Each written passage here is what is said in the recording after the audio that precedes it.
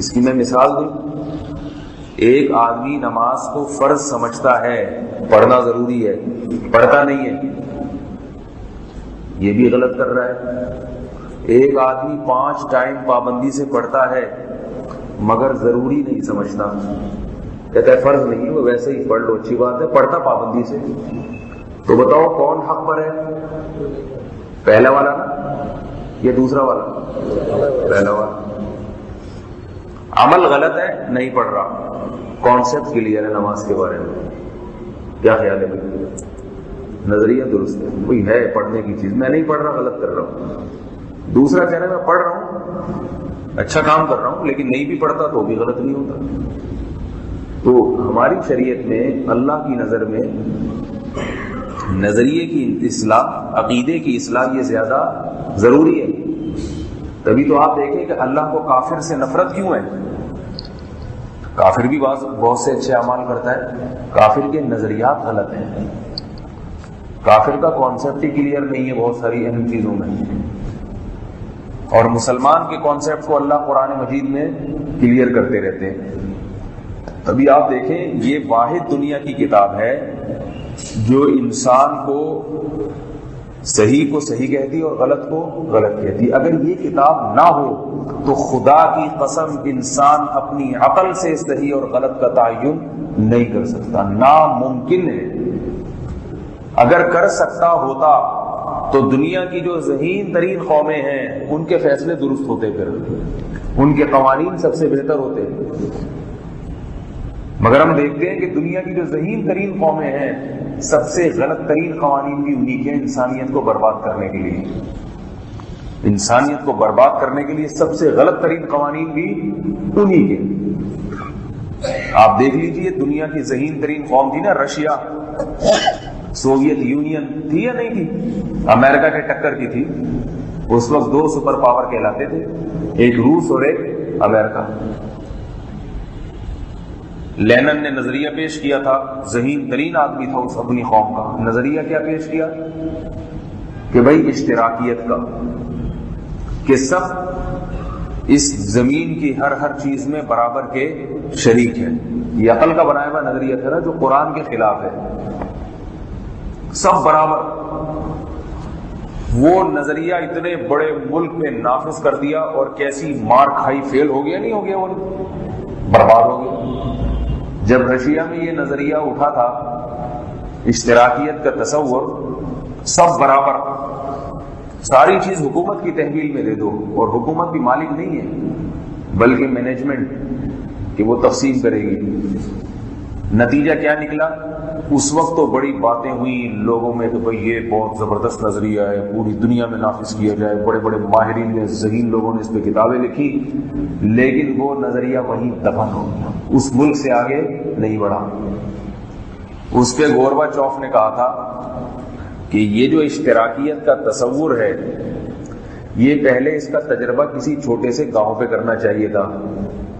ہم سے بڑی غلطی کیا ہوئی؟ ہم نے اتنی بڑی ریاست سوویت یونین پہ تجربہ کر دیا، اس میں لاکھوں لوگوں کا، کروڑوں لوگوں کا بیڑا غرق کر دیا ہم نے. تو وہ خود اقرار کر رہا ہے کہ پہلے ایک گاؤں پہ تجربہ کر کے دیکھتے یہ چلنے کے قابل بھی ہے یا نہیں ہے. نہیں چل سکتا، یہ بیڑا غرق کر دیا کیونکہ کمپٹیشن ختم ہو گیا، تقابل ختم. آپ ابھی بھی رشیا میں جائیں تو کہتے ہیں کہ سائن بورڈ رنگین نہیں ہے، یہ کہ جیسے گورنمنٹ کے ہیں نا سارے سائن بورڈ، کوئی اٹریکٹ کرنے والی کوئی چیز ہی نہیں ہے کیونکہ حکومت ہی چلا رہی ہے. ہمارے ہاں تقابل ہوتا ہے، ہر آدمی کہتا ہے میری ملکیت میں چیز ہوگی نا، میں اپنی دکان، اپنا مکان، اپنا ہوٹل، میں پھر وہ چاہتا ہے کہ زیادہ سے زیادہ چمکوں. دودھ پتی بناؤں تو ایسا تڑکا لگا کے بناؤں دودھ پتی میں کہ سارے اس ہوٹل کو چھوڑ کے میری دودھ پتی پینے کے لیے آئیں. اور جب سب چیز برابر ہے، گورنمنٹ ہی دے رہی ہے، پھر وہ تڑکے تھوڑی لگیں گے.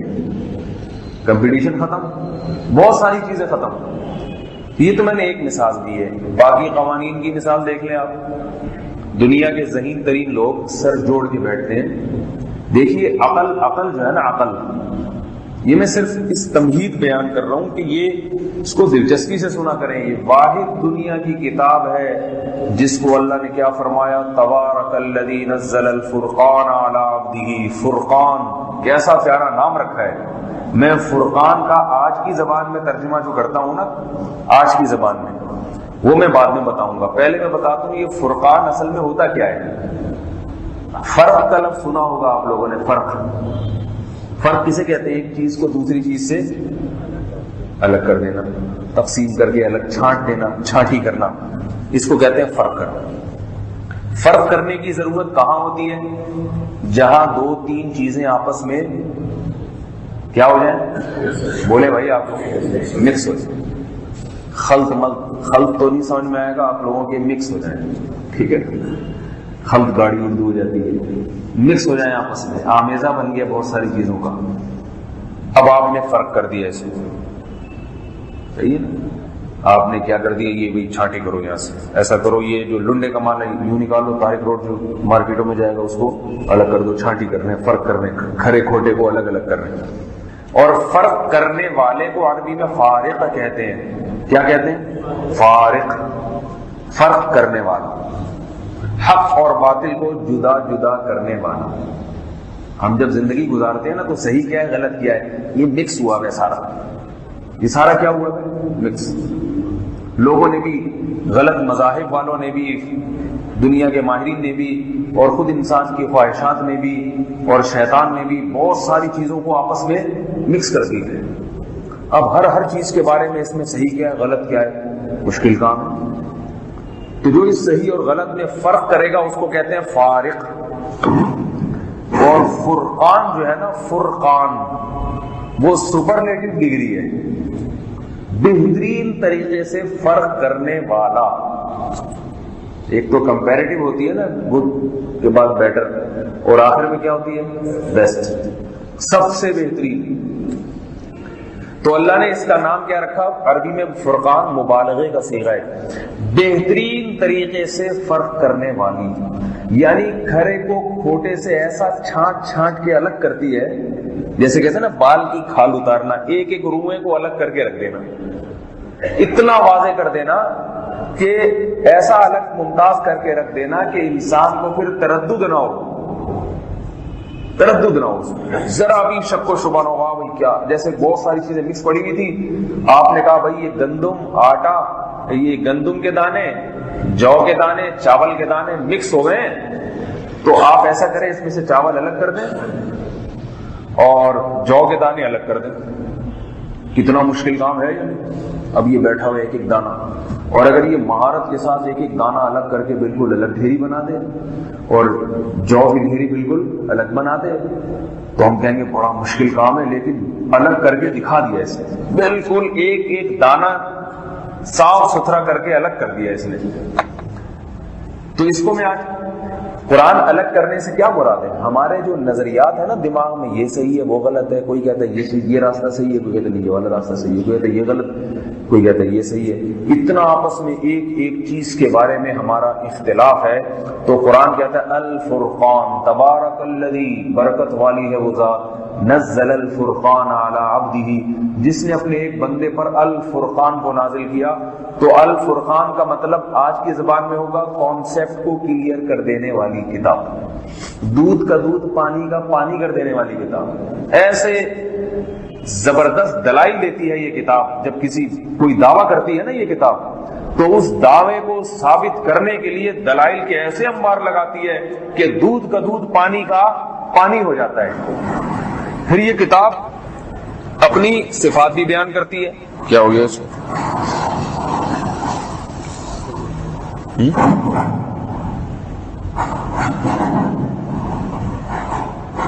اس کو ہاتھ لگانے سے کچھ فرق. تو میں اس کر رہا تھا کہ کیا بات کر لی تھی بھائی. ہاں, اتنے زبردست دلائل کے انبار لگا دیتا ہے قرآن, ایسے انبار لگا دیتا ہے کہ پھر قرآن اپنی صفت کو خود بیان کرتا ہے. قرآن اپنی صفت کو خود بیان کرتا ہے کہ ہم دلائل کے انبار ایسے لگا دیتے ہیں کہ سامنے والے اگر ان میں حق کی تلاش ہو تو ان پر اثر کیسا ہوتا ہے۔ قرآن مجید نے یہود و نصارہ کا نقشہ بیان کیا، فرمایا وَإِذَا سَمِعُوا مَا أُنزِلَ إِلَى الرَّسُولِ تَرَىٰ أَعْيُنَهُمْ تَفِيضُ مِنَ الدَّمْعِ مِمَّا عَرَفُوا مِنَ الْحَقِّ، فرمایا کہ یہود و نصارہ، وہ یہودی، وہ عیسائی علماء جن میں حق کی تلاش ہے، ضدی اور ہٹ دھرم کا تو کوئی علاج نہیں ہے نا دنیا میں، فرمایا جن میں حق کی تلاش ہے، ساری زندگی جو پیغمبر کی مخالفت میں لگے رہے، لیکن جب اس کلام کو سنتے ہیں جو محمد صلی اللہ علیہ وسلم پہ نازل ہوا تو پھر ان کی کیا کیفیت ہوتی ہے؟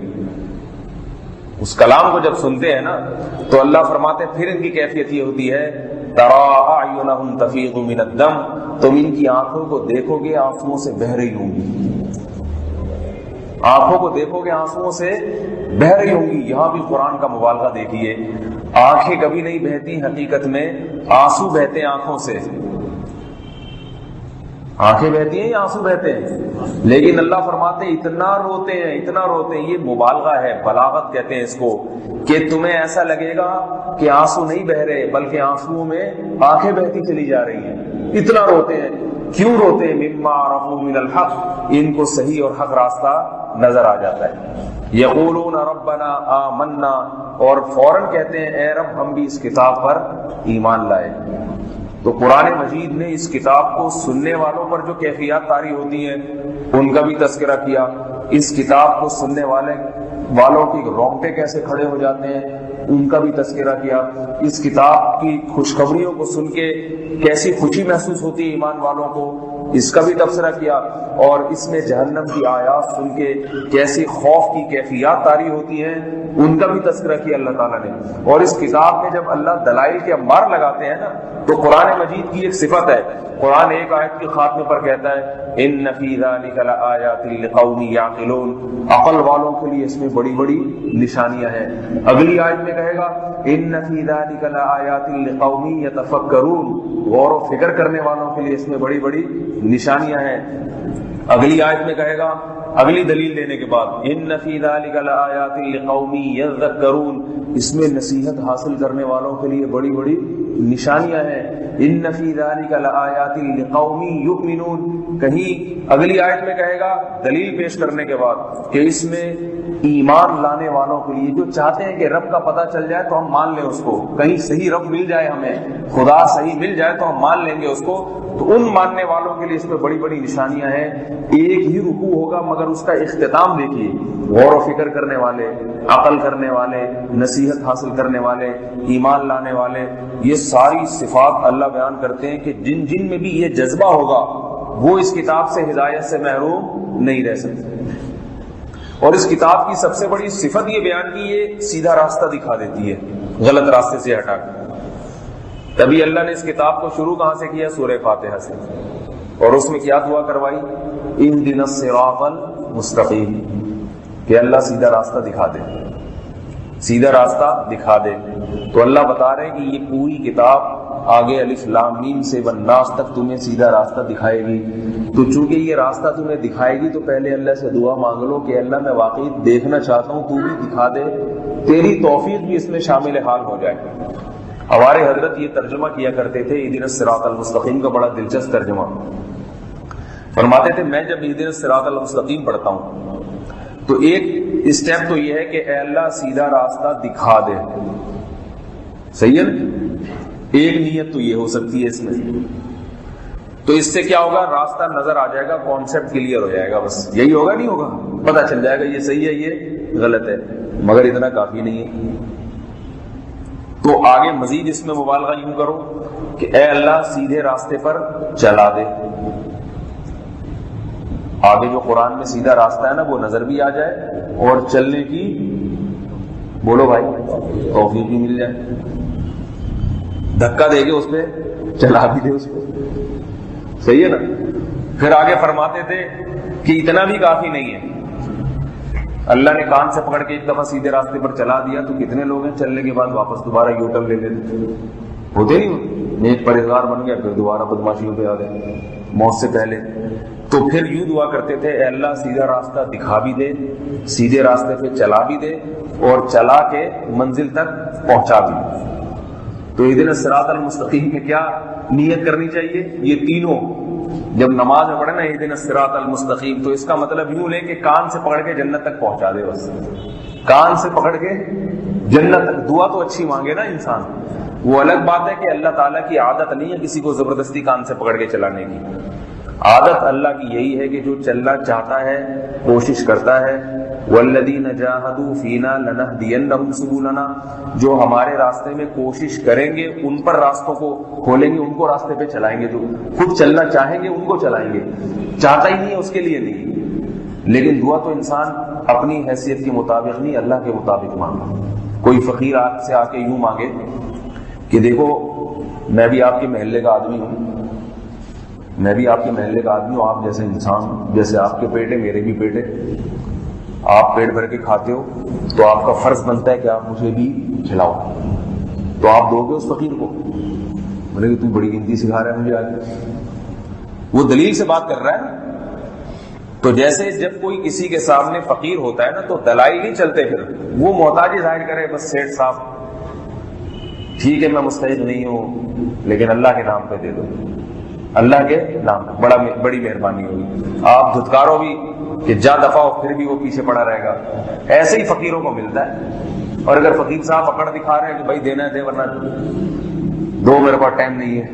آج کل فقیر ایسے ہوتے ہیں، وہ فقیر آ گیا، دروازہ بجایا، باجی کچھ کھانے کو ہے، باجی نے بولا نہیں ہے ابھی نہیں پکا، یار میں باہر بیٹھا ہوں، جب پک جائے مس کال دے دینا مجھے۔ ایسے فقیر کو کوئی کھلائے گا؟ وہ تو پیچھے پڑ جائے تو کھلایا جاتا ہے۔ تو اللہ کے سامنے بھی دلائل نہ دے دعا میں کہ اللہ تیرا قانون یہی ہے، تیرا قانون کیا ہے؟ یہی ہے کہ جو چلنا چاہے گا اس کو ہدایت ملے گی، لہذا میں بھی کوشش کروں گا، اور جب کوشش کروں تو پھر تیری ذمہ داری ہے اس کو کامیاب کر دیں۔ تو پھر یہ بھکاری پن نہ ہوا، اللہ کو بھکاری پن پسند ہے اپنے سامنے۔ تو مانگنے کا طریقہ یہ ہونا چاہیے اللہ میں چاہوں نہ چاہوں، تیرا قانون ضابطہ اپنی جگہ، ضابطہ یہی ہے کہ جو چاہے گا وہ چلے گا، وہ قانون ضابطہ ہے، اللہ مجھے اس سے مستثنا کر دے۔ میں بھکاری ہوں، مجھ سے نہیں چلا جاتا، میں کمزور، میں نالائق، میں سست، میں کاہل، مجھ میں حیا نہیں، مجھ میں شرم نہیں، مجھ میں غیرت نہیں، ایسا اللہ کے سامنے گڑ گڑائے، اے اللہ میں چاہوں نہ چاہوں تو نے بہت سو کو غریبی میں بھی تو ہدایت دی ہے نہیں دی ہے؟ ٹھیک ہے، حضرت عمر کو ہدایت کیوں ملی تھی؟ نبی نے دعا کی تھی نا، اللہم انصر دینک بأبی جہل، اللہم اید دینک بأبی جہل ابن ہشام او بعمر بن الخطاب، اے اللہ تو اپنے دین کو طاقت دے ابو جہل ابن ہشام کے ذریعے یا عمر ابن خطاب کے ذریعے۔ تو نبی نے دعا مانگی، حضرت عمر کو غریبی میں ہدایت مل گئی نبی کی دعا کی، اور کیسی تگڑی ہدایت ملی، کیسی تگڑی ہدایت۔ تو اللہ سے یوں مانگنا چاہیے کہ اے اللہ میں مستحق ہوں یا نہیں، دل میں نیت کرے کہ میں کوشش کروں گا۔ شیطان جو ہے نا وہ خوش ہوگا، بولے گا یہ اور کوشش سے پیچھے ہٹ رہا ہے ایسی دعائیں مانگ کے۔ شیطان کہے گا اور اچھا ہے بالکل پوستی بن کے سست کاہل بن کے بیٹھ جا گھر میں، کچھ بھی نہیں ہلنا، بس دعا مانگ کے آ گیا نا کافی ہے تیرے لیے۔ تو شیطان سے کہے میں تیرے سے بعد میں نمٹ لوں گا، یعنی شیطان کو سمجھائے کہ اپنی میں کوشش انشاءاللہ کروں گا، لیکن اللہ کے سامنے کوشش نہ رکھے۔ اللہ کے سامنے یہ کہ اللہ میں کوشش کروں نہیں کروں، تم کوشش بھی مجھ سے تو ہی کرا دے۔ تو مانگے نا انسان تسلی سے، مانگنے والا اگر بن جائے نا تو بہت سارے مسائل ویسے ہی حل ہو جائے۔ اللہ کو مانگنا پسند ہے بھکاری بن کے، تکبر پسند نہیں ہے اللہ کو۔ دیکھو شیطان اور آدم میں فرق کیا تھا؟ غلطی دونوں سے ہوئی نا، شیطان سے غلطی ہوئی، کہا کہ سجدہ کرو، نہیں، یہی ہوا نا، عمل کیا گیا نہیں کیا۔ آدم علیہ السلام سے غلطی ہوئی، لا تقربا هذه الشجرہ، اے آدم اور حوا اس درخت کے قریب نہ جانا، چلے گئے۔ غلطی دونوں سے ہوئی نا، میرا خیال ہے نہیں ہوئی آپ کی نظر میں، دونوں سے غلطی ہوئی۔ شیطان سے کہا جا رہا ہے کہ اسجدوا لآدم، سجدہ کرو، شیطان کہہ رہا ہے نہیں۔ آدم سے کہا جا رہا ہے اس درخت کے قریب مت جاؤ، لا تقربا، اے آدم تم اور تمہاری زوجہ، لا تقربا هذه الشجرہ، اس درخت کے قریب بھی مت پھٹکنا، کھانا تو دور کی بات، وہ نہ صرف قریب پھٹکے بلکہ باقاعدہ کھا لیا۔ شیطان کو جب سمجھایا گیا کیوں، تو شیطان نے دلائل دینا شروع کر دیا اللہ کے ساتھ. شیطان کو اللہ نے کہا نا تو کیوں سجدہ نہیں کر رہا ہے جس کو میں نے اپنے ہاتھوں سے بنایا؟ تو شیطان نے یہ نہیں کہا غلطی ہو گئی، معذرت چاہتا ہوں. شیطان نے دلائل دینا شروع کر دی.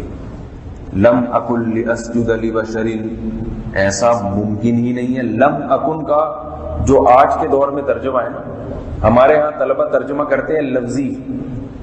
جو لفظی ترجمہ ہوتا ہے نا کسی زبان میں، وہ اس کی صحیح تعبیر کبھی بھی نہیں ہوتا. لفظی ترجمہ ہوتا ہے نا، ترجمہ ہمیشہ با محاورہ ہونا چاہیے. لم اکن کا ظاہری ترجمہ کیا ہے؟ لم اکن، میں ایسا ہوں ہی نہیں، ایسا میں ہوں ہی نہیں. لاسجد لبشر، کہ میں سجدہ کروں کسی بشر کو. اس کا یہ ترجمہ نہیں ہے کہ میں بشر کو سجدہ نہیں کر سکتا، یہ ترجمہ نہیں ہے. اگر یہ ہوتا تو یوں کہتا لا اسجد لبشر، میں کسی بشر کو، انسان کو سجدہ نہیں کروں گا. یہ نہیں ہے. لم اکن ہے. اکن کا معنی کیا ہے؟ اٹ ازنٹ پاسبل، یہ ممکن ہی نہیں ہے، ایسا ہو ہی نہیں سکتا، اس کا تصور ہی نہیں ہے میرے جیسا ہو کے اس جیسی پہ سجدہ کرے، یہ تو ممکن ہی نہیں ہے. یعنی اللہ پہ اعتراض کر رہا ہے کہ تو خود بھی تو آرڈر دینے سے پہلے سوچ نا، احکامات بھی بالکل سمجھ میں آنے والے ہونے چاہیے. یہ تو بات ہی غلط ہے.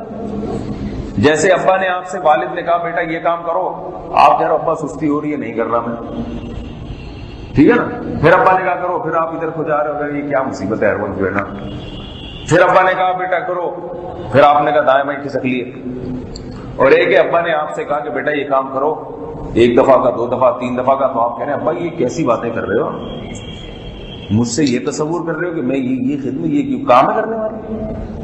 پہلے کو تو ابا معاف کر دے گا، دوسرے کو معاف نہیں کرے گا. اور ابا پھر بھی شاید معاف کر دے، کیونکہ وہ سوچ سکتا ہے کہ شاید میں نے غلط حکم دیا ہو، بھائی میرا بیٹا صحیح کہہ رہا ہو. لیکن خالق اگر ہار مان لے تو اس کا مطلب ہے خالق یہ تسلیم کر رہا ہے کہ تجھ میں عقل مجھ سے زیادہ ہے. یہ تو اس سے بڑی خالق کی توہین کیا ہو سکتی ہے کہ مخلوق جس کو اس نے بنایا خود بنانے والے میں کم ہے، اور جو بنایا ہوا ہے اس میں زیادہ ہے. آج جو لوگ بہت سے اعتراض کرتے ہیں نا، ایک صاحب مجھے کہنے لگے وراثت کے مسائل میں عورت کا جو آدھا حصہ ہے میری سمجھ میں نہیں آتا، بہن کو آدھا ملتا ہے، بھائی کو ڈبل ملتا ہے، مجھے سمجھ میں نہیں آتا. تو میں نے کہا جب اللہ تعالیٰ سے میری ملاقات ہوئی انشاءاللہ میں کہوں گا کہ آئندہ ان سے مشورہ لے کر قانون بنایا کریں.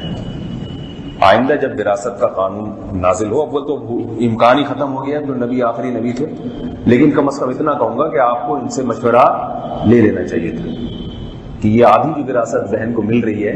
اچھا یہ لوگ جو اعتراض کرنے والے ہوتے ہیں نا، بات تو یہ کرتے ہیں کہ بہن کی آدھی نہیں پوری ہونی چاہیے، دیتے آدھی بھی نہیں ہے. سمجھ میں آ رہی ہو؟ دیتے پورے مکان پہ قبضہ کر کے بیٹھے ہوئے، پوری دکانوں پہ، دے آدھی بھی نہیں رہے، اس میں صرف باتیں ہیں. آدھی میں کیا حکمت ہے یہ تو ایک الگ ٹاپک ہے، انشاءاللہ اس کو کبھی موضوع ہوا تو بیان کریں گے کہ آدھی وراثت کیوں ملتی ہے، لڑکے کو ڈبل کیوں ملتی ہے، اس میں کیا حکمتیں ہیں، تو وہ ایک الگ ٹاپک ہے. تو میں یہ کر رہا تھا کہ آدم علیہ السلام اپنی غلطی پر شرمندہ ہو گئے. شیطان کو کہا کیوں نہیں کیا؟ شیطان نے کہا لم اکن، یہ ممکن نہیں ہے، میں ایسا ہوں ہی نہیں، میں ایسا ہوں ہی نہیں کہ اس کو سجدہ کروں، مٹی کو. خلقتہ من صلصال من حمأ مسنون، ایک بدبودار گارے سے بنایا ہے، کیچڑ سے بنایا ہے جس کو. خلقتنی من نار، مجھے تو نے آگ سے بنایا. یہ بھی مان رہا ہے کہ بنانے والا تو ہی ہے، یہ مان رہا ہے کہ بنانے والا کون ہے؟ تو ہے. لیکن جب تو نے آگ سے بنایا تو وہ پروٹوکول دے جو آگ کا ہونا چاہیے، اور جب اس کو مٹی سے بنایا تو اس کو معاذ اللہ وہ توہین کر جو مٹی کی ہونی چاہیے. مٹیریل ایسا ہے تو پھر آگے حساب کتاب بھی ویسا ہی ہونا چاہیے. ورنہ اگر تو نے مجھے اس کو سجدہ کروانا تھا تو تو نے غلطی کی ہے، پھر مجھے آگ سے کیوں بنایا؟ سمجھ میں آ رہی ہے بات؟ اللہ نے شیطان کی دلیلوں کا جواب نہیں دیا، حالانکہ جواب بہت آسان تھا کہ بھائی جو بھی ہے بنایا تو میں نے ہے نا، جو تجھے جو آگ سے اگر کوئی عزت ملی تو وہ کس کی وجہ سے ملی؟ میری وجہ سے ملی ہے. اور دوسری بات یہ کہ اصل میٹیریل نہیں ہے کسی کی صفات میں، بلکہ اس میں جو صلاحیتیں رکھی ہیں، صلاحیتوں کی بنیاد پہ اللہ کے ہاں فیصلہ ہوگا کون اچھا ہے کون بدتر ہے۔ انسان میں صلاحیتیں جنات سے زیادہ ہیں، انسان میں صلاحیتیں ذہانت، اور یہ انسان ہی تو ہے نا، سوئی کا جہاز بنا لیا اس نے، جنات نے بنایا کچھ؟ جن خود ہوا میں اڑ لے گا مگر طیارہ ہوا میں نہیں اڑا سکتا۔ تو پھر اور بہت ساری باتیں ہیں۔ تو آدم علیہ السلام کو جب اللہ نے کہا الم اقل لکما ان الشیطان لکما عدو، الم اقل لکما، اے آدم اور حوا، کیا میں نے تم سے نہیں کہا تھا کہ اس درخت کے قریب مت جانا، اور شیطان تمہارا کھلا ہوا دشمن ہے؟ کیا میں نے تم سے نہیں کہا تھا؟ تو آدم علیہ السلام نے یہ نہیں کہا کہ اللہ کہا تو تھا مگر یہ حکم میری سمجھ میں نہیں آیا، یہ سمجھ میں نہیں آیا کہ تو نے کیسے کہہ دی پوری جنت ہے، جب جنت تو ہے ہی مزے کے لیے، اس میں کیا پابندی ہے یہ کھاؤ یہ نہیں کھاؤ، یہ کوئی بات ہے؟ جیسے ہی اللہ نے کہا نا الم اقل لکما، کیا میں نے تم سے نہیں کہا تھا ان الشیطان لکما عدو مبین، شیطان تمہارا دشمن ہے، تم سے غلطی کرائے گا، اور تم نے غلطی کر لی۔ تو آدم اور حوا نے کہا، کیا کہا؟ ربنا ظلمنا انفسنا وان لم تغفر لنا وترحمنا لنكونن من الخاسرین، اے اللہ برباد ہو گئے، لنكونن من الخاسرین، خسارے والوں میں سے، برباد ہو گئے، برباد ہو گئے، لٹ گئے، سب کچھ برباد ہو گیا ہمارا۔ تو بڑا ظلم کیا، زیادتی کی ہم نے اپنی جان پر، اب ہمارے پاس ایک ہی راستہ ہے، لم تغفر لنا، اگر تو نے ہماری مغفرت نہیں کی، معاف نہیں کیا۔ روایات میں آتا ہے کہ آدم علیہ السلام اور اما حوا اتنا روئے، آنسوؤں کے سمندر بہا دیے انہوں نے، اتنا روئے کہ زمین کی کو کیچڑ بنا دیا انہوں نے رو رو کے سجدے میں جا کے، اور ایک ہی الفاظ تھے زبان پہ، ربنا ظلمنا انفسنا، اے ہمارے رب ہم نے اپنی جان پہ ظلم کیا، تو نے اگر ہمیں معاف نہ کیا، ہمارے پاس کوئی راستہ نہیں ہے، کوئی چیز نہیں ہے تیرے سامنے پیش کر کے دعویٰ کریں کہ ہم اس کے مستحق ہیں، کچھ بھی نہیں، معافی کی بھیک مانگتے ہیں بس، بھیک۔ اور اللہ کی رحمت کو جوش دلانے کے لیے کیا کہا، اگر تو نے معاف نہیں کیا ہم تو برباد ہو جائیں گے، تیرا کچھ بھی نہیں ہوگا، تیرا کچھ نہیں جا رہا، ہمارا بہت کچھ جا رہا ہے، تو ہم پر رحم کر کے ہمیں اس عذاب سے بچا لے۔ اور قرآن سے ہی پتہ چلتا ہے کہ آدم علیہ السلام کے جذبات ایسے تھے کہ وہ گڑ گڑا رہے تھے مگر ان کو سمجھ نہیں آ رہا تھا کہ میں کیسے مانگوں اللہ سے، سمجھ میں آ رہی ہو؟ چاہ رہے تھے، دل میں ندامت ہو گئی، لیکن کسی سے کچھ بولنے کے لیے الفاظ بھی تو ہوتے ہیں۔ فقیر بھکاری جب کسی کے پاس جاتا ہے تو وہ بھی سیکھتا ہے کیسے کیا بولنا ہے، کیا الفاظ بولنے ہیں، لوگوں سے سیکھتا ہے، دوسرے بھکاریوں سے سیکھتا ہے۔ تو آدم علیہ السلام نے تو کسی سے نہیں سیکھا، وہ تو ابو البشر ہے، سب سے پہلے انسان ہوئے، ان کو کون سکھاتا؟ ہم اور آپ نے تو سیکھا ہوا ہے علماء سے، بزرگوں سے، قرآن سے، حدیث سے۔ آدم علیہ السلام کس سے سیکھتے؟ تو قرآن کہہ رہے ہیں ان کے جذبات کو دیکھ کے فَتَلَقَّى آدَمُ مِن رَبِّهِ کلمات، ان کیسے الفاظ ہیں، آدم نے اپنے رب سے کلمات سیکھے، اللہ نے آدم کے دل میں وحی کر دیے، اے آدم تیرے جذبہ بھی برحق ہے اور تیری سوچ بھی درست، تجھے ندامت بھی ہو گئی، تجھے مانگنے کا طریقہ نہیں آ رہا، مانگنے کا طریقہ نہیں آ رہا، تو میں تجھے الفاظ سکھاتا ہوں، ایسے الفاظ کے جن کے ذریعے جب تو مانگے گا تو مجھے اپنی فطرت کا پتہ ہے، اللہ تو اپنے آپ کو جانتے ہیں نا، میری رحمت پھر ان الفاظ کو سن کے ایسی جوش میں آئے گی کہ معافی کے سوا میرے پاس کوئی راستہ نہیں ہو۔ بعض دفعہ انسان جو ہے نا، انسانوں کی عادت ہے اپنی کمزوری خود بتا دیتے ہیں، ہوتا ہی نہیں ہوتا، اللہ کے یہاں تو کوئی کمزوری نہیں ہے، لیکن اللہ کو اپنی صفات پتہ ہے کہ میری یہ صفت ہے، جب اس طرح سے کوئی میرے سامنے بھکاری پن کا اظہار کرتا ہے اور ان الفاظ کے ساتھ کرتا ہے تو میں پھر معاف کیے بغیر میرے پاس چارہ نہیں ہوتا۔ تو فَتَلَقَّى آدَمُ مِن رَبِّهِ كَلِمَاتٍ، اللہ فرماتے ہیں آدم نے اپنے رب سے چند کلمات، کلمات عربی میں تنوین تقلیل کے لیے، تھوڑے سے کلمات، کوئی لمبی چوڑی دعائیں نہیں تھی، کوئی لمبے چوڑے وظیفے نہیں تھے کہ اتنی دفعہ یہ پڑھو اتنی دفعہ یہ پڑھو۔ اس لیے میں آج لوگوں سے کہتا ہوں کہ میرے بھائی وظیفوں میں وقت برباد مت کیا کرو، دعاؤں میں وقت لگایا کرو۔ آج گھروں میں کوئی مسئلہ اٹکتا ہے، کسی کے پاس چلے جاتے ہیں، پڑھنے کو بتا دیں، وہ کہتے ہیں اتنے لاکھ دفعہ یہ پڑھیں، اتنے لاکھ دفعہ بچی کی شادی ہو جائے گی اس سے۔ بے روزگاری ہے، کیا کروں، بے روزگاری ہے تو اتنے لاکھ دفعہ یہ پڑھو، اتنے لاکھ دفعہ۔ بھائی تو بے روزگاری ہے، میرے پاس آتا ہے، میں کہتا ہوں 2 رکعت پڑھ کے اللہ سے دعا مانگ، کیوں بھائی؟ اللہ جب وظیفوں کی زبان سمجھتے ہیں تو آپ کی زبان کیوں نہیں سمجھتے؟ بول دو اللہ مجھے وظیفے نہیں آتے، میری یہ حاجت ہے، تو میری اس حاجت کو پورا کر دے۔ تو نے اگر نہیں کی تو عبرت کا نشان بن جاؤں گا لوگوں کو، برباد ہو جاؤں گا۔ اور اگر برباد نہیں بھی ہوتا، ایک حاجت ہے، تو غنی ہے، تو میری حاجت پوری کر دے گا، تیرا کوئی نقصان نہیں ہوگا مگر میرا بیڑا پار ہو جائے گا۔ تو ایسے واسطے دے دے کہ اللہ سے مانگے۔ ان وظیفوں کا بڑا نقصان کیا ہوتا ہے؟ انسان دعاؤں سے محروم ہو جاتا ہے۔ اگرچہ وظیفے بھی دعا ہی ہوتے ہیں، لیکن ان کو دعا سمجھ کے نہیں لوگ پڑھتے۔ لوگ تو جپتے ہیں کہ یہ اتنی دفعہ یہ پڑھ لو، اتنی دفعہ یہ پڑھ لو، بس ایک وہ بنا ہوا ہے دماغ میں تصور۔ تو آدم علیہ السلام کے دل میں جذبہ، تو اس جذبے کی اللہ نے قدر کیسی دی کہ اللہ خود تھپکی دے کے سکھا رہے ہیں۔ شیطان کو سکھا نہیں رہے، بلکہ شیطان اکڑا اللہ کے سامنے اور کہا کہ میں آگ سے بنا ہوا، یہ مٹی سے۔ تو اللہ نے شیطان کو کہا اخرج، یہاں سے دفع ہو جا، فإنک رجیم، تو مردود ہو گیا ہے۔ اب شیطان اس دھمکی کے بعد بھی اس کی اکڑ ختم نہیں ہوتی۔ ایک دفعہ انسان تکبر میں آ جائے نا، پھر تکبر کو بریک نہیں لگتی، انسان کی بریک نہیں لگتی ہے، پھر وہ اور اگلی اپنے عیب کو چھپانے کے لیے، اپنے آپ کو بڑا ثابت کرنے کے لیے اس سے بڑا جرم کرے گا۔ پھر وہ شیطان اس وقت نکل جاتا، صرف مردود ہوتا، لیکن شیطان اور غصے میں آ گیا کہ اس مٹی، اس آدم کی وجہ سے میرا بیڑا غرق ہوا ہے۔ بھائی ہوا ہے تو توبہ کر لے، اللہ معاف کر دے گا۔ لیکن اور اللہ سے دعا مانگی کہ اللہ مجھے قیامت تک کے لیے زندگی دے، لآتینہم من بین ایدیہم وعن ایمانہم وعن شمائلہم ولا تجد اکثرہم شاکرین۔ اے اللہ مجھے زندگی دے دے۔ اللہ نے زندگی دے دی۔ شیطان نے کہا میں حلف اٹھاتا ہوں، میں قسم اٹھاتا ہوں کہ جس آدم کی وجہ سے مجھے جنت سے نکالا ہے، جس آدم کی وجہ سے تو نے اپنے دربار سے مجھے نکالا ہے، اس آدم اور اس کی اولاد، قیامت تک آنے والی اولاد میں سے ایک ایک کے پیچھے پڑا رہوں گا۔ الفاظ دیکھیے، لآتینہم من بین ایدیہم ومن خلفہم وعن ایمانہم وعن شمائلہم، سامنے سے بھی حملہ کروں گا، پشت سے بھی حملہ کروں گا، دائیں سے بھی بہکاؤں گا، بائیں سے بھی بہکاؤں گا، اتنا زوردار وار کروں گا نا، اور دنیا ان کے سامنے مزین کر کے پیش کروں گا۔ مزین کسے کہتے ہیں کہ ہو خراب مگر اس پہ آپ نے چمک پٹیاں لگا کے اور ریشمی چیزیں اور ریشمی چادریں اوڑھ کے اس کو پیکنگ اس کی اچھی بنا دی آپ نے، ہے گند، بے وفا، ہر چیز چھوٹنے والی، ہر چیز ختم ہونے والی۔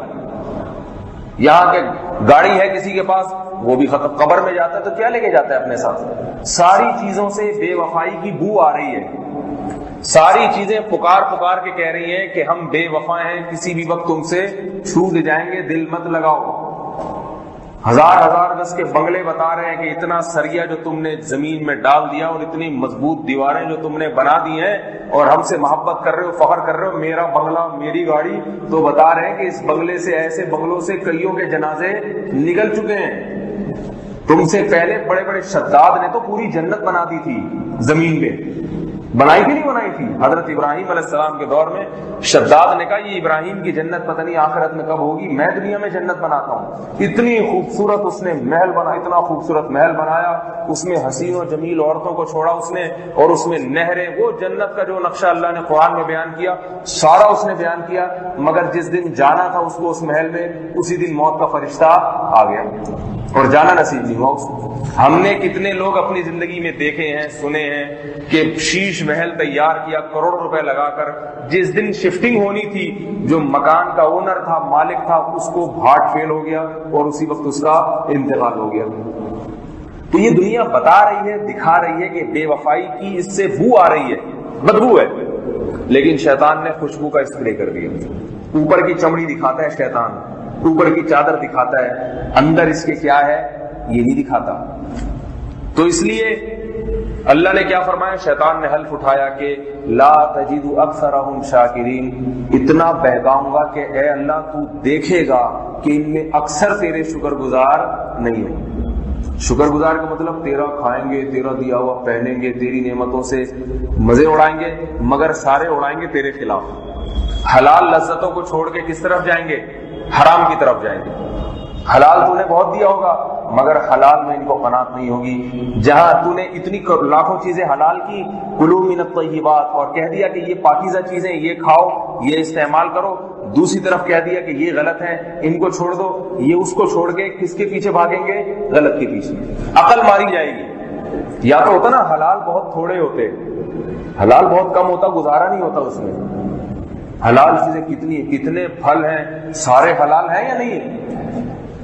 گوشت کی کتنی قسمیں حلال، بڑا گوشت، بکرے کا گوشت، دمبے کا گوشت. پھر بھی یورپ میں جانے والے سور بھی کھاتے ہیں. آج مسلمان کھا رہے ہیں وہاں جا کے، مردار مرغیاں کھاتے ہیں وہاں جا کے ہوٹلوں میں. اور دلیل یہ دیتے ہیں کہ وہاں اوائڈ کرنا بڑا مشکل ہے. یورپ میں مسلمانوں کی اکثریت حرام کھانے لگی ہے. اکثریت مردہ مرغیاں تو کھاتے ہی ہیں، وہ جو بغیر ذبح کیے. قرآن نے کتنی سخت پابندی لگائی ہے کہ ذبح کیے بغیر، اور جس پر اللہ کا نام نہ لیا ہو. وَلَا تَأْكُلُوا مِمَّا لَمْ يُذْكَرِ اسْمُ اللَّهِ عَلَيْهِ وَإِنَّهُ فِسْقٌ. فرمائے اللہ کی حدود سے تجاوز ہے یہ. کھا رہے وہاں تو کیا وہاں حلال چیزیں ختم ہو گئی ہیں کیا کھانے کے لیے؟ کتنی چیزیں اللہ نے فرمایا کہ شیطان نے کہا کہ اے اللہ اتنے سارے حلال کے آپشن ہوں گے ان کے پاس، اتنے سارے راستے ہوں گے، مگر جائیں گے کس طرف؟ حرام کی طرف. ایک حدیث میں آتا ہے رسول اللہ صلی اللہ علیہ وسلم نے معراج کی رات میں دیکھا کہ کچھ لوگ صاف ستھرا پاکیزہ گوشت چھوڑ کر بدبودار سڑا ہوا گوشت کھا رہے ہیں. یہ جہنم میں عذاب دیا جا رہا ہے ان کو، یا برزخ میں عذاب دیا جا رہا ہے. ایک طرف بہترین خوشبودار گوشت رکھا ہے، صاف ستھرا پاکیزہ اور حلال، اور دوسری طرف کیا ہے؟ سڑا ہوا. مردار نہیں ہوتا جیسے کچرے، بو آ رہی ہے اور یہ اس کیڑوں والے بدبودار کو کھا رہے ہیں. آپ صلی اللہ علیہ وسلم کو بھی گھن آئی ان کے عمل کو دیکھ کے. آپ نے حضرت جبریل سے پوچھا یہ کون لوگ ہیں؟ تو جبریل علیہ السلام نے فرمایا یہ آپ کی امت کے وہ لوگ ہیں جو حلال بیوی کو چھوڑ کر زنا کی طرف جاتے تھے. شادی شدہ ہے، بیوی گھر میں موجود ہے، حلال ہے، اس سے اپنی جنسی تسکین کرنے میں صرف جائز ہی نہیں ثواب بھی اللہ نے رکھا، مگر اس کو چھوڑ کر گند میں منہ مارنے کی، طوائفوں کے پاس اور حرام عورتوں کے پاس جانے کی عادت تھی ان کو. تو اللہ کو جیسا ان کا یہ عمل لگا، اللہ نے اس کو صورت بنا کے پیش کر دیا کہ تم یہ کر رہے تھے دنیا میں. یہ بات یاد رکھیں، علماء نے لکھا ہے کہ جہنم میں جتنے بھی عذاب ہوں گے وہ صورتیں مثالیاں ہوں گے. یعنی اس دنیا میں جو گناہ ہے نا اس کو ایک شکل بنا کے دیا جائے گا جو اس کی حقیقی شکل ہوگی، اس کی حقیقی شکل ہوگی. برائی ظاہر ہے برے جانور کی شکل میں آئے گی. تبھی حدیث میں آتا ہے سورہ بقرہ اور آل عمران صاحبان بادل کی شکل میں ہوں گے جو سورہ بقرہ اور آل عمران کی تلاوت کرتے ہوں گے. اچھا عمل ہے تو صاحبان کی شکل میں آ رہا ہے، اور برا عمل ہے تو گندگی کی شکل میں اللہ دکھا دیں گے یہی وہ گوں ہے جو تو دنیا میں کھاتا رہا، اسی کو کھا تو اسی گوں کو. یہ جو کل صراط کیا ہے؟ علماء نے لکھا ہے کہ یہ جو دنیا میں صراط مستقیم ہے نا جس پر ہمیں چلنے کا حکم دیا، اسی کو شکل دے کے اللہ جہنم پہ قائم کر دیں گے. دنیا میں جو جس طریقے سے چلا وہاں اسی طریقے سے چلا دیں گے. بولیں گے اب نیا کوئی نئی چال نہیں ہے، بلکہ جیسے چلا ہے وہی تجھے دکھایا جائے گا، تو ایسے چلا ہے. اگر تیزی سے سیدھا چلتا رہا ہے تو یہاں بھی چل جائے گا، اور اگر دنیا میں ایسے گرتے پڑتے چلا ہے تو یہاں بھی پھر گرتے پڑتے ہی چلے گا، اور اگر چلا ہی نہیں صراط مستقیم پر تو یہاں بھی نہیں چلے گا، چلنے کی کوشش کرے گا اور جہنم کے گڑھے میں گر جائے گا. تو اللہ دکھا دیں گے جیسا تھا وہی تیرے سامنے میں نے حاضر کر دیا. تو قرآن مجید ایک اور آتا ہے معراج کی رات میں آپ صلی اللہ علیہ وسلم نے دیکھا کہ کچھ لوگ جو ہے ننگے مرد اور ننگی عورتیں ایک ساتھ آگ میں جل رہے ہیں، اور جب آگ کے شعلے اوپر کی طرف آتے ہیں نا تو وہ بھی اوپر ہو جاتے ہیں ان شعلوں کی تپش سے اور یا ان شعلوں کے دباؤ سے. وہ بھی ننگے مرد اور ننگی عورتیں اوپر ہو جاتی ہیں جلتے ہوئے. تو آپ صلی اللہ علیہ وسلم نے جبریل سے پوچھا یہ کون لوگ ہیں؟ حضرت جبریل نے فرمایا یہ آپ کی امت کے زناکار. آپ کی امت سے مراد مسلمانوں میں جو زنا کرنے والے لوگ ہوں گے. تو انہی عورتوں کے ساتھ جو ننگی عورتیں ان کے ساتھ رہا کرتی تھی نائٹ کلبوں میں تو اور اجتماعی طور پر جو ہے ان کے ساتھ گھوما کرتے تھے، آج اللہ نے ان سب کو ایک آگ میں اکٹھا ہی جمع کر دیا. آج اجتماعی زنا ہو رہا ہے، لڑکے زنا کر کے فخر سے بتاتے ہیں. نبی صلی اللہ علیہ وسلم نے فرمایا ایک آدمی رات کو چھپ کے گناہ کرتا ہے، اللہ بھی ستاری کا معاملہ کرتا ہے، پردہ ڈالتا ہے اس کے گناہ پہ. چھپا دیتا ہے لوگوں سے. فرمایا کہ یہ خود آگے لوگوں میں ذکر کر دیتا ہے کل امتی معافن الا المجاہرین، جہار کرنے والے، اپنے گناہ کا اعلان کرنے والے قابل معافی نہیں ہے. اللہ کہتے ہیں اس کو خود شرم نہیں آ رہی گناہ کرتے ہوئے. جس آدمی کو جس بات پہ شرم آتی ہے بتاتا تھوڑی ہے دوسروں کو، اور بتاتا وہی بات ہے جس پہ انسان کو فخر ہو. گوں میں منہ دے کر آ رہا ہے، گوں کھا کے آ رہا ہے اور صبح دوستوں کو بتا رہا ہے. تو آج یہ نوجوانوں میں فیشن بن گیا، زنا کرتے ہیں، گندگی کرتے ہیں اور پھر دوستوں کو فخر سے بتاتے ہیں. دوست بھی خوش ہوتے ہیں، بڑا خوش قسمت آدمی ہے بھائی، تو لڑکیوں کو پھانس لیتا ہے، ہمارے اندر تو یہ صلاحیت نہیں ہے. تو یہ سارا حساب قیامت کے دن پتہ چلے گا. اللہ تعالیٰ نے اگر زنا سے اللہ کو بے پناہ نفرت نہ ہوتی تو اللہ قرآن میں اس کو بار بار حرام قرار نہ دیتے. انہ کان فاحشہ، فرمایا بہت بڑی بے حیائی ہے. وساء سبیلا، اپنی خواہش کو پورا کرنے کا بہت ہی گندا راستہ ہے. ساء عربی میں تعجب کا صیغہ ہے. تعجب کا مطلب اللہ گویا فرما رہے ہیں کہ اتنا گندا راستہ کہ انسان ہو کے ایسے گندے راستے میں کیسے تم اپنی خواہش پوری کرتے ہو. ہمیں تعجب ہو رہا ہے تمہارے اوپر. جانور یہ کام کریں جن کو اچھے برے کی تمیز، تم انسان ہو اشرف المخلوقات، تمہارا ضمیر اس پہ آمادہ کیسے ہو جاتا ہے؟ ضمیر کیسے قبول کر لیتا ہے؟ صرف خواہش پوری کرنا ہی تو نام نہیں ہے، صرف اپنی خواہشات پوری کرنا ہی تو سب کچھ نہیں ہوتا. غیرت حیا کے تقاضے بھی تو درمیان میں ہوتے ہیں. اگر سب کچھ اپنی خواہشات پورے کرنے کا نام ہوتا تو یہ بوڑھے ماں باپ کو گھر میں کیوں رکھا ہوا ہے؟ ان کو جان سے مار دو. یہ تو خواہشات میں رکاوٹ بنتے ہیں، پیسہ کھاتے ہیں. یہ تو بیوی بچوں کو مار دو جان سے. آج کتنے ٹی وی میں آج کل واقعات نہیں آ رہے، فلاں نے زہر دے کے بیوی کو مار دیا، بیٹیوں کو مار دیا. کیوں بھائی؟ جو ہے نا ٹینشن کا ذریعہ ہے. میں آزاد رہوں، پیسہ میرا ہو، میرا بٹوا میری جیب، میں جو چاہے کروں. تو اس میں کیا ہے، ہر وہ چیز جو عیاشی میں رکاوٹ ہے اس کو جڑ سے ختم کر دو. لیکن غیرت مند انسان یہ بات برداشت نہیں کر سکتا. تو میرے بھائی غیرت کے جہاں یہاں اصول ہے، زنا میں کیوں غیرت نہیں آتی؟ زنا سے نفرت کیوں نہیں ہے؟ اس میں گندگی اور بدبو کیوں نہیں آتی؟ تو اس لیے دیکھو اللہ کی بڑی رحمت ہے، بڑی رحمت ہے کہ اللہ نے توبہ کا دروازہ کھولا ہوا ہے. ورنہ زنا ایسی چیز ہے کہ اصولی طور پر ایک دفعہ جس نے کر لیا اس کو سزا کے بغیر معافی نہیں ہونی چاہیے تھی، کیونکہ اللہ نے ایک حلال راستہ شادی کا، نکاح کا رکھا ہے. وہ راستہ نہ ہوتا قیامت تک کے لیے، موت تک کے لیے، ہمارا مذہب عیسائیت کی تعلیم دیتا جیسے پادریوں میں ہے کہ شادی نہ کرو، ایسی ساری زندگی گزارو. یہ مسئلہ ہوتا تو ہم کہتے مجبور ہے بھائی. ایک راستہ اللہ نے رکھا ہے نکاح کا. اور میں پوری ذمہ داری کے ساتھ کہتا ہوں کہ دیکھو نوجوان طبقے کو کہتا ہوں، نکاح کو اللہ نے اتنا آسان بنا دیا. کیوں؟ تاکہ زنا نہ ہو. تو جتنا بنا دیا نا اتنا آپ بھی بنا دو، اتنا ہی آپ بھی بنا دو. اگر معاشرہ شادی کرنے میں رکاوٹ ڈال رہے ہیں، چھپ کے کر لو شادی، بالکل جائز ہے. قرآن میرے ہاتھ میں رکھا ہوا ہے. زنا کرنے سے بہتر ہے چھپ کے شادی کر لے اگر لوگ کرنے نہیں دے رہے. آپ کوئی گناہ نہیں. چھپ کے مطلب یہ نہیں کہ بالکل ہی چھپ کے، گواہ ہونے چاہیے اس میں. بہت سے صحابہ ہیں جنہوں نے چھپ کے نکاح کیے تھے. چھپ کے کیوں؟ بیگم سے ڈرتا ہوں. جو خواتین بھی بیٹھی ہیں وہ کہیں گے پتہ نہیں ٹاپک تبدیل کر رہا ہے. میں دوسری تیسری شادی کی بات نہیں کر رہا آپ سے. کنوارا آدمی پہلی شادی کر لے، کرے تو صحیح، زنا نہ کرے. زنا نہ کرے، خدا کو غضب آئے گا. نکاح کو اللہ نے اتنا آسان اس لیے بنایا تاکہ زنا کے دروازے بند ہو جائیں. کوئی یہ نہ کہہ سکے کہ میں کیسے اپنی خواہش پوری کروں. قرآن مجید میں یہاں تک فرمایا وَمَن لَّمْ يَسْتَطِعْ مِنكُمْ قَوْلًا أَن يَنكِحَ الْمُحْصَنَاتِ فَمِمَّا مَلَكَتْ أَيْمَانُكُم مِّن فَتَيَاتِكُمُ الْمُؤْمِنَاتِ. فرمایا اگر اس کی طاقت نہیں ہے، اتنے وسائل نہیں ہے کہ کسی آزاد عورت سے نکاح کر لو، تو کسی کی باندی سے نکاح کر لو. کیا کر لو؟ کسی کی باندی. کا حکم یہ ہے کہ وہ باندی کسی اور کی ہوگی، خدمت اسی کی کرے گی، مگر مولا پھر اس سے اپنی خواہش پوری نہیں کر سکتا. باندیوں کا جو اسلام میں تصور تھا نا، جنگوں میں جو عورتیں قید ہو کر آئیں، تو اس میں شریعت نے اجازت دی ہے کہ وہ جس کی ملکیت میں ہو تو وہ مولا جو مالک ہے وہ اس سے اپنی خواہش بھی پوری کر سکتا ہے. اس سے اولاد کا بھی سلسلہ ہوگا. لیکن جب وہ ہے تو پھر دوسرا نہیں. ایک عورت شریعت میں، اسلام میں ایک ہی مرد کی ہوتی ہے، دو مردوں میں مشترک نہیں ہو سکتی. تو اگر وہ مولا اس کو کسی اور کو دے دیتا ہے باندی کو، تو باندی پر عدت لازم ہے. باندی پر عدت لازم ہے.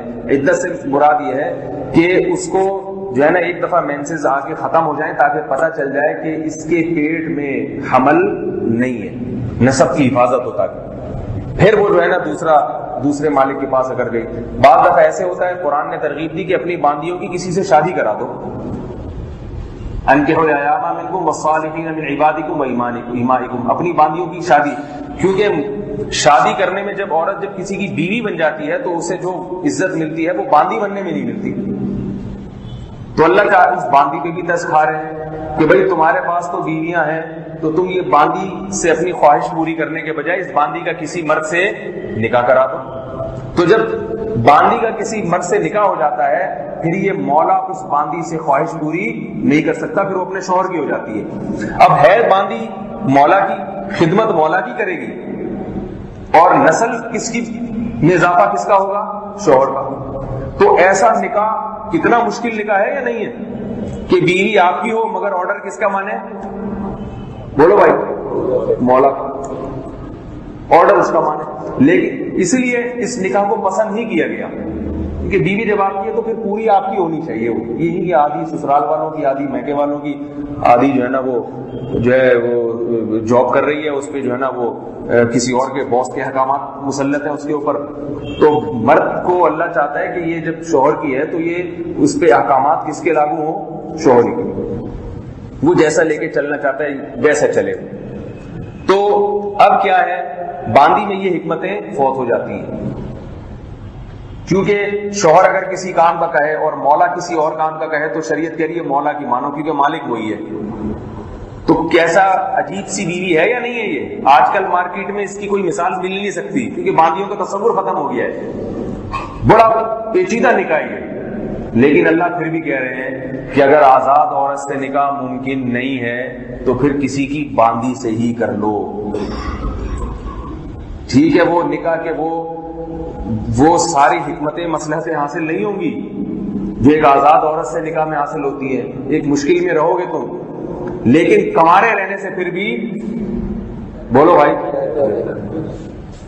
کنوارے رہ گئے تو پھر زنا کی طرف قدم بڑھیں گے، زنا کی طرف قدم جائیں گے.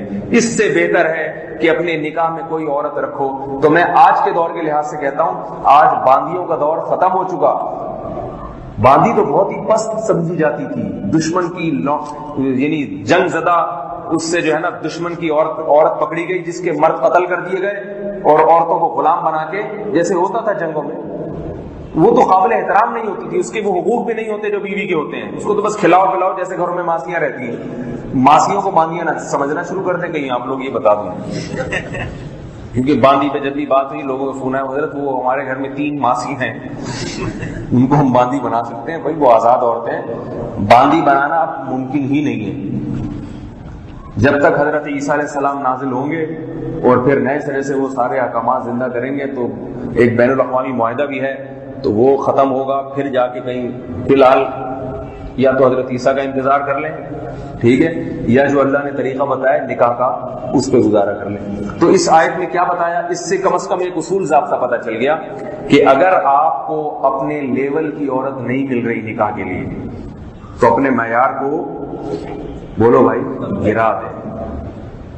سمجھ میں آ رہی؟ معیار کو گرانا کئی طریقوں سے. آج معیار اتنا اونچا ہے، مجھے اگر کوئی اردو اسپیکنگ ہے نا تو اردو اسپیکنگ چاہیے، اور اردو اسپیکنگ میں بھی قسمیں، اگر دہلی کا ہے تو دہلی والی چاہیے، یو پی کا ہے تو یو پی والی. یو پی والے بولیں گے دہلی والے بڑے ہوشیار ہوتے ہیں، بھائی وہ نہیں چاہیے اور بہار کا ہے تو بہاری چاہیے، اور دہلی والا بہاریوں کو بولتا ہے جو نہ کٹے آری سے وہ کٹے، مسئلہ مشہور. اتنی پہیں لگا دی ہیں نا نکاح میں، اتنی پہیں لگا دی ہیں. اور پھر ہر شخص کو فلمیں دیکھ دیکھ کے نا جو جیسے اداکاراؤں کو دیکھا جاتا ہے رقص کرتے ہوئے، اور ان کی ناک ان کی پلکیں، وہ تو ایکٹنگ کے لیے تو اسی کو رکھیں گے نا جو باقاعدہ آرڈر پہ بنوائی گئی ہو، وہ تو اس کے لیے تو ایسی عورت لا کے رکھیں گے. تو وہ اپنی بیوی کے بارے میں تصور کہ ایسی ہوگی تو کروں گا، ورنہ اس سے بہتر نہیں فلم ہی دیکھ لوں میں. بیوی کم از کم فلموں سے تو اچھی لگے نا، فلموں کی اداکارائیں جیسی ہیں تو اس سے تو اچھی لگے تاکہ ٹی وی میں دل کم لگے، بیوی کو دیکھنے میں دل زیادہ لگے. تو اس لیے پھر وہ ایک ناک نش تراشا ہوا ہے، ایسی ناک ہونی چاہیے اور دبلی پتلی ہونی چاہیے اور اتنے لمبے بال ہونے چاہیے، رنگ سفید ہونا چاہیے۔ تو آپ شادی دفتروں میں جائیں نا تو ان کے پاس جو مردوں کی جو ریکوائرمنٹ ہوتی ہے، گوری چٹی، دبلی پتلی اور اتنا قد اور اردو اسپیکنگ، تعلیم کم سے کم، جو بہت ہی تھکا ہوا میٹرک فیل ہوگا نا اس کی شرطوں کی گریجویشن تو ہونی چاہیے۔ یہ گریجویشن شرط اس کی ہے جو خود بہت ہی تھکا ہوا ہے، جو میٹرک میں کئی بار فیل ہو چکا ہے، ورنہ اگر اس نے B S C M S C کیا ہوا ہے یا پی ایچ ڈی کیا ہوا ہے تو پھر تو اس کو پی ایچ ڈی یا ڈاکٹر سے کم نہیں چاہیے۔ اتنی شرطیں یہ تو سلیکشن کے لیے کہ اس سے کرنی ہے، تو اس میں لاکھوں میں سے ایک کا اس کی ماں جا کے انتخاب کرے گی، خود بھی یہ کوشش میں لگا ہوا ہے، دفتروں میں ہر ایک پر نظر ڈال رہے ہیں، بھائی دیکھیں ذرا اس کو مس کال دینی ہے نہیں دینی، نہیں یہ صرف دوستی کے لیے، شادی کے لیے نہیں۔ یہ میں حقائق بتا رہا ہوں، مبالغہ نہیں کر رہا، یہ سب گھروں میں دینداروں کے بے دینوں کے سب کے ایسا ہو رہا ہے، حتیٰ کہ اللہ تعالیٰ یعنی میری زبان سے کوئی ایسا غلط لفظ نہ نکالے، علماء کے ہاں بھی ایسا ہی ہو رہا ہے، اگر میں صحیح بات کروں، یعنی کوئی عالم ہوگا نا اس کی بھی یہ خواہش ہوگی۔ ہم تو دیکھ رہے ہیں نا، دیندار ہے، عالم ہے، مسجد کا امام ہے، وہ بھی اگر کما رہا ہے نا تو وہ بھی ہے، یہ ایسا اینٹک قسم کی جو ہے نا کوئی ہونی چاہیے۔ اتنی شرطیں، اتنی پہیں لگا کے، ایک صاحب ہمارے جاننے والے، وہ ان کے لیے انہوں نے کہا، میرے جان پہچان والے تھے، مجھے کہا کہ بھائی کوئی رشتہ، میں نے کہا میرے تو کوئی شادی دفتر نہیں، میں رشتے کراؤں، تو اپنے خاندان میں کچھ خواتین کو میں نے کہہ دیا بھائی کوئی لڑکی وڑکی ذہن میں، وہ ہمارے دوست ہیں بہت تلاش ہے، تو اب جناب وہ ان کے لیے لڑکی دیکھی جا رہی ہے، ان کو کئی رشتے دکھائے جا کے، یہ جو ہے نا اس کا ویٹ تھوڑا سا زیادہ ہے، تھوڑا کم کرو، یہ والی اب کم ہو گئی، کچھ زیادہ ہی کم ہو گیا بھائی، اتنی بھی نہیں، تھوڑی سی، تو اس کا خط یہ تو ذرا مجھ سے بھی زیادہ لمبی جا رہی ہے، تھوڑا سا چھوٹی ہو گئی، اب یہ میرے ساتھ میچ نہیں ہو رہی ہے نا۔ گروپ فوٹو بھی بنوانا ہوتا ہے نا کہ دیکھنے میں اچھے لگے، دولہا تھوڑا سا قد کا اونچا، دولہا تھوڑی سی اس سے قد کے نیچے، نہ یہ کہ ٹھیک نہیں، اور دولہا سے بھی لمبی ہو گئی تو گروپ فوٹو میں عجیب سے لگیں گے، یہ دولہا، لوگ سمجھیں گے یہ دولہا، یہ دلہن۔ یہ میں حقائق بتا رہا ہوں۔ پھر وہ اردو پنجاب والا ہے تو پنجابی اسپیکنگ چاہیے اس کو، تو پھر ان کی وہ چونکہ اردو اسپیکنگ تھے تو اردو اسپیکنگ ہونی چاہیے، اور اردو اسپیکنگ میں بھی بہار، کیونکہ وہ خود بہاری نہیں تھے تو بہاری نہیں ہو، یہ بھی نہیں ہو، یہ بھی نہیں ہو، یہ بھی نہیں ہو، فلاں نہیں ہو، پھر تعلیم بھی ہو، ساری چیزیں۔ ایک دفعہ ہمارے جو رشتہ دار خواتین تھی، انہوں نے کوئی خاتون بتائی جس میں سارے کمالات تھے، سفید رنگت بھی، دبلی، اب ایسا نہ ہو آپ مجھ سے رابطہ شروع کر دیں وہ کون تھی، ہم پیغام دے رہے، میرے پاس یہ ان چیزوں کا ٹائم بالکل بھی نہیں ہے۔ تو سارے کمالات اس خاتون میں تھے، اس بیچاری میں صرف ایک عیب تھا کہ اس کی یہ چھوٹی انگلی جو ہے نا، یہ شنگلی انگلی کے ساتھ ایک اور چھوٹی سی انگلی نکلی ہوئی تھی اس کی۔ بعض دفعہ ہوتا ہے نا انگوٹھے دو ہو جاتے ہیں بعض دفعہ انگلیاں، پوری انگلی بھی دو نہیں تھی، انگلیوں کو آخری پورا یہ دو تھے، اتنا صاحب ریجیکٹ کر دیا، مسترد کر دیا، کہا نہیں بھائی جب کرنی ہے تو پھر میں یہ بھی ہے مجھے کام کروں، اللہ کرے وہ بیان نہ سن رہے ہوں۔ تو میں نے اس وقت پیش گوئی کی تھی کہ ان کو ٹھیک ٹھاک طریقے سے چپت لگنے والی ہے، کیونکہ جو اتنے نخرے کرتا ہے نا اس کو پھر ایسی ملتی ہے کہ وہ ایسا پھر بھگوتی ہے، اللہ تعالیٰ پھر سزا لیتے ہیں نا، کتنوں کا دل دکھایا ذرا سی، آپ کی بھی بہنیں ہوں گی، آپ کی بھی بیٹیاں ہوں گی، کل وہ جوان ہوں گی، اگر لوگ اس طرح سے مسترد کریں آپ کے دل پہ کیا گزرے گی؟ تو جناب پھر ان کی کہیں اللہ تعالیٰ نے سیٹنگ ویٹنگ کرا دی، آدمی بہت اچھے ہیں، بس ان کی ایک سوچ تھی، غلط آدمی نہیں، آدمی ماشاءاللہ بہت اچھے ہیں، اللہ نے تبھی اچھے لوگوں کو ہی تنبیہ کراتے ہیں، بروں کو تو اللہ کہتے ہیں آخرت میں اکٹھی لگا دوں گا میں تمہاری پینٹی، ابھی اچھے لوگ ہوتے ہیں ان کو دنیا میں تھوڑا سا دھلائی اللہ تعالیٰ ان کی کرا دیتے ہیں۔ تو ان کی شادی ہوئی، ان کی سیٹنگ ویٹنگ ہو گئی کہ طلاق یافتہ خاتون سے وہ سیٹنگ ہو گئی، سیٹنگ تو ایسی چیز ہے پھر تو ساری شرطیں، اور ہم جو دل جس پر آ جائے تو آ گیا۔ تو وہ جب شادی ہو کے وہ لڑکی گھر آئی، غریب گھرانے کی لڑکی تھی، تو اس لڑکی کے اخلاق اتنے خراب کہ ان کے روزانہ جھگڑے میرے پاس آتے، آج یہ بول دیا، آج اتنے خراب، بعد میں پتہ چلا محترمہ چور بھی ہیں، یہ لوگ مالدار تھے لڑکے والے، تو ان کے گھر سے سونا بھی چوری کرنا، آہستہ آہستہ سونا غائب ہو رہا ہے، پتہ نہیں کدھر جا رہا ہے بھائی، پتہ چلا یہ محترمہ چور بھی ہیں، ماشاءاللہ ان کے کمالات۔ پھر پتہ یہ چلا تھوڑے دنوں کے بعد کہ یہ بانج بھی، ان سے اولاد بھی نہیں ہوگی، اور ان کو طلاق پہلی اسی وجہ سے ہوئی تھی کہ یہ تو میرے پاس ہے. میں نے کہا دیکھو بانجھ ہونا تو اس بیچاری کا قصور نہیں ہے. تو کہہ رہے بانجھ ہے لیکن اور بھی تو کوالٹیز دیکھیں آپ. اس کو یہ خود احساس نہیں ہے کہ میں بانجھ ہوں تو چلو میں تھوڑا سا کمپرومائز کر لوں, مجھے میرے میاں کو اولاد بھی نہیں ملے گی, اب تو مجھے اور اچھا بن کے رہنا چاہیے. سارا دن پڑی رہی ہے, ٹی وی دیکھ رہی ہے, نہ خدمت, نہ پردہ, نہ نماز, اتنا بد اخلاقی والا معاملہ کہ سب نے ہی مشورہ دیا بھائی سے جان چھوڑا دو, عذاب جان بن جائے گی. چور ہے, چور کو کون رکھے گا گھر میں؟ ایک دفعہ چوری کی, 2 دفعہ چوری کی تو بات ہوتی ہے. بالآخر انہوں نے طلاق کا فیصلہ کیا اور طلاق دے دی. ایک دن گھر آئی نہیں دفتر سے, پتا چلا جی اس کی بیوی نے کپڑے وپڑے پھاڑ دیے اور ناخن جیسے وکیل بتاتے ہیں نا, جا کے عدالت میں یا تھانے میں بیان دیا کہ میرا میاں نے مجھے مارا اور میری اتنے پیسے لے لیے اور یہ کر دیا. الٹا کیس. وہ شریف سا آدمی تھا بیچارہ, سیدھا سادہ سا, وہ صاحب جیل کی سلاخوں کے پیچھے 5 لاکھ روپے دے کے چھڑوایا ہے. کئی دن جیل کے اندر بند رہے ہیں اور 5 لاکھ روپے جو دے کے چھڑوایا معافی کے ساتھ کہ 5 لاکھ لے لو اللہ کے لیے, اللہ کا واسطہ تمہیں چھوڑ دو, ہم غلطی پر ہیں آپ سے. یہ بھی یعنی وہ کر کے تو اتنے نخرے, اتنے نخرے. تو یہ آج حساب کتاب ہو رہا ہے. اللہ نے کیا کیا قرآن مجید میں ہے بھائی کہ اگر تمہیں آزاد عورت سے نکاح تمہارے لیے ممکن نہیں ہے تو کیا کرو, فَمِمَّا مَلَكَتْ, اپنا معیار کم کرو. تو میں اس معیار کم کرنے کی صورتیں بتا رہا ہوں. طلاق یافتہ سے کر لیں, بیوہ سے کر لیں, ٹھیک ہے نا, کسی غریب سے کر لیں, زنا نہ کریں, آپ زنا نہ کریں, اس سے اللہ تعالیٰ ناراض ہوتا ہے. تو شیطان نے کیا کہا تھا, لا تجد اکثرہم شاکرین, اللہ اکثر کو تو شکر گزار نہیں پائے گا. تو اکڑ, جس میں اکڑ تھی اس کا نتیجہ کیا نکلا, اور جن میں تواضع تھی ان کے بارے میں اللہ فرمایا ثم اجتباہ ربہ, اللہ نے دوبارہ اپنا ویسا ہی برگزیدہ بنا لیا. تبھی ہم جب بھی حضرت آدم کا تذکرہ کرتے ہیں, آدم علیہ الصلاۃ والسلام, حضرت آدم علیہ الصلاۃ والسلام, اور شیطان کا تذکرہ من الشیطان الرجیم, شیطان جب بھی آئے گا رجیم کا لفظ مردود, اللہ کی رحمت سے دھتکارا ہوا, ملعون. کسی کو برا کہنا ہو تو اس کو شیطان کہا جاتا ہے, گندا.